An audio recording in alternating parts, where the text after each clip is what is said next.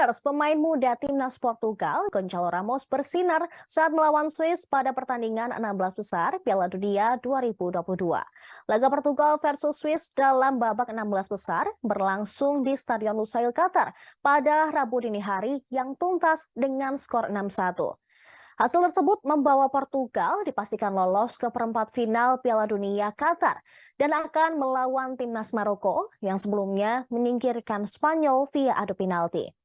Gonçalo Ramos yang berusia 21 tahun menjadi bintang kemenangan Portugal.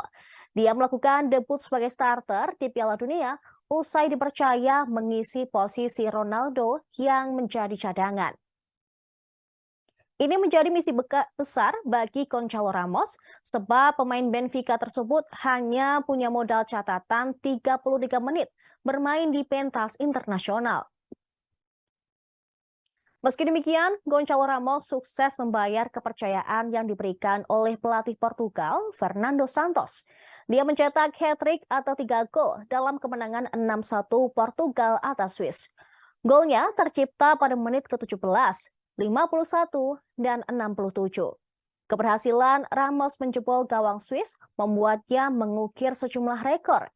Dia menciptakan hat-trick pertama di Piala Dunia 2022.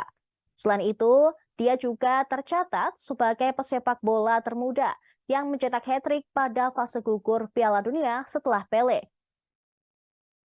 Koleksi gol Ramos di fase gugur Piala Dunia juga mengungguli 2 mega bintang sepak bola, Cristiano Ronaldo dan Lionel Messi. Ramos mengoleksi 3 gol, sedangkan Messi baru mencetak 1 gol dan Ronaldo mandu saat tampil di babak knockout Piala Dunia.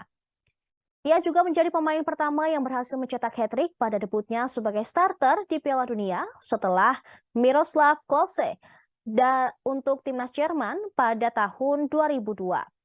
Selain 3 gol Gonçalo Ramos, gol-gol Portugal lainnya dibukukan oleh Pepe, Rafael Guilherme, dan juga Rafael Leao. Pelatih Portugal, Fernando Santos, bahkan dipuji oleh banyak netizen karena keputusannya mencadangkan Ronaldo. Keputusan Santos pun berbuah positif. Pasalnya, Ramos tampil apik dan bahkan menciptakan hat-trick ke gawang Swiss.